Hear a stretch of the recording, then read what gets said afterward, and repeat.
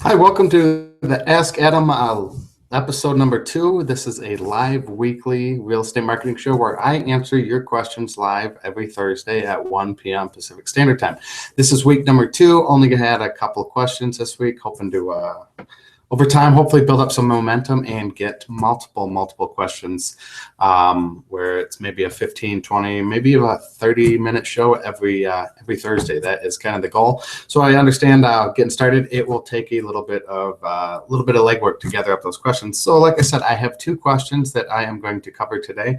One comes from John, an agent out of New Jersey. He is running his own Facebook ads himself, and he asked, what is the difference between clicks to website advertisement and a web conversion advertisement? I prefer and recommend and encourage everyone to use website conversion ads because you can place like a tracking pixel.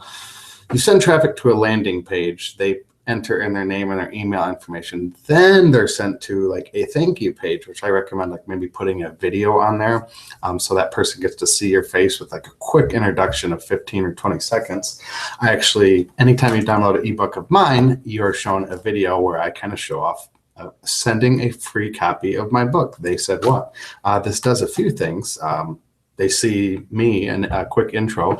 So it's not just the ebook, they're getting a video of me, an introduction. I'm offering them a free, even more value by giving them a free copy of my book, and I'm even shipping it to them. And then also number 3, the sneaky part is they know that I'm a published author of not just an ebook, a physical book. So you want to put like a video of yourself, a quick introduction, you know, if they're signing up for to get MLS listings, or if they signed up to some type of a guide or an ebook. This is some tips on how to sell their home or how to find their dream home faster. On that, after they sign up, their name and email, they're sent to a thank you page. This is where I advise putting a video, but you control that thank you page, and you can put a piece of code of a tracking pixel that's supplied by Facebook. Very simple to do. It probably sounds hard, but it's very, very simple. You add that tracking pixel on that thank you page, and then Facebook can track how many leads were generated of people that saw that thank you page, that tracking pixel. And the tracking pixel is completely, what's the word I'm looking for? Completely invisible to the naked eye. You can't see it at all. It's just for Facebook to track, but it's very, very, very effective. And what Facebook can do with all the data points that they have on all of us, they can show your advertisement. If you're optimizing for conversions, they can show your ad to people that are more likely to sign up for whatever you're offering them, free listings, free guide, free ebook, things like that. So they show you, Facebook does all the legwork. They show your ad to people who are more likely to sign up for your, like I said, your listings and that. So website conversions, absolutely. Now clicks to website would be what some agents do is have a landing page, sign up for maybe a free foreclosure list, and they sign up their name and email, and then they redirect them to their IDX or whatever they use for their listings. They don't control that page.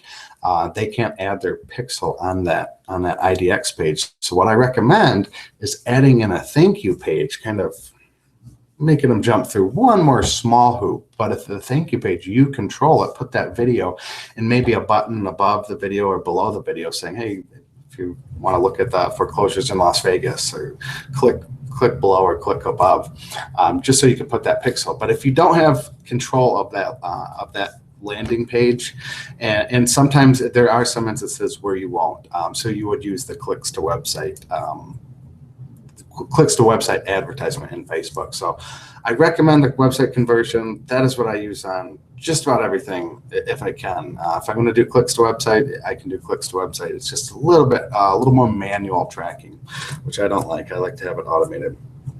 Sorry, that was a little bit long-winded into that. Maybe I should film a how-to video explaining the differences and how to set up that tracking pixel.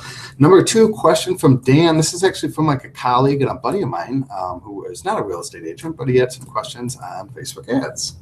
He said, when setting up Facebook ads, is it better to use just one picture in one ad and set up multiple single picture ads, or use one ad with multiple pictures? I think I understand what he's talking about. what I like to do is I write the copy of the ad, and I pick 3 images to use. Sometimes 5, but I recommend starting with 3. It's simpler. I pick 3 images, and when you're setting up your ad, you just write the ad copy once, the headline, and then down below the picture of the ad. And then I choose 3 pictures. Sometimes I upload pictures of homes here or wherever the market is. Sometimes I use Facebook's pictures that they supply you because they have thousands and thousands. And so I test 3 ads. All the content of the ad is the exact same, just the images are different. I let that run, depending on how much money you spend, 1 to maybe 3 days, and I see what ads converting, and I look for those conversions that we just talked about, and I see that CTR is the click-through rate. That's telling me the picture. Typically, that's telling me the picture is working, is getting their attention.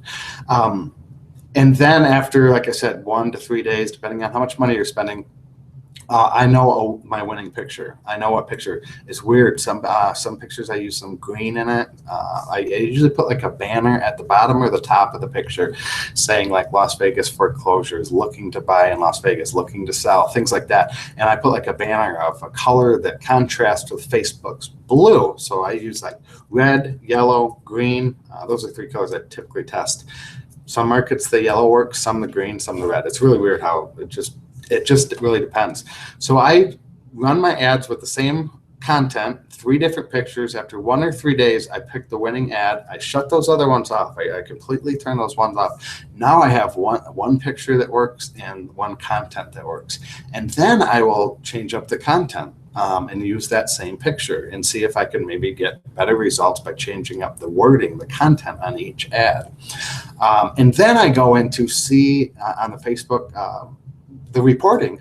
It shows you who is clicking on your ad, who is converting. If you set up the website conversions, it'll tell you male, female, and then it'll give you like an age range, and it'll tell you price per conversion. So I can see like women from 35 to 44, it's only costing $1.50 a lead, but men from 55 to 64, it's costing $8 a lead. So then I even go another step farther, and I use that ad. I don't target men 55 to 64. I'm only targeting women now from 35 to 44 because it's costing me $1.50 a lead. Now I know my target market. Then you can even take it a step further and change up the content on your ad to speak to these women that are 35 to 44, and figure out what women like at 35 to 44. Then you can write that in your ads as well. So there's a lot of different kind of like little rabbit holes you can go off into and different testing methods. That's just kind of the testing methods that I do. I know some people are much more detailed, but that's what's worked. And you continue to test and find that target market who the ad's resonating with, and you continue to drive that cost per lead down. That's what I'm always trying to do, is get that CPL, cost per lead, down as low as possible. So if an agent is investing $300 a month in advertising, and we're getting $10 a lead, they're getting 30 leads, but we want to get that down to the $2 range. So now they're getting 150 leads per month, same ad spend, but they're quadrupling their leads. So always driving that cost per lead down. So there's many different ways. So that is it for Ask Adam this week. I wish we had some more questions. I kind of went into a little more detail on each of these questions and maybe got a little long-winded. Maybe I'll put together a blog post and kind of a step-by-step kind of maybe tutorial videos on explaining these topics a little bit better, because it can get very, very confusing. But with the Facebook advertising, I was talking to a gentleman this morning, an agent on the East Coast, and I was just saying it's testing. What I always say is most marketing doesn't work, but the marketing that does work, stick with it. Spend more money at the marketing that doesn't work, and then don't use the stuff that's not working. So it all comes on the testing with the Facebook advertising. And so if you have any questions, please leave them in the comments below. If this is on YouTube, you're watching it, or if this is on the Social Synergy blog, please leave any comments or go to askadamlive.com, submit your questions, and I will answer them live every Thursday at 1 p.m. Pacific Standard Time. Thank you so much. I appreciate it. I hope you're getting some value out of this, and I will see you next Thursday.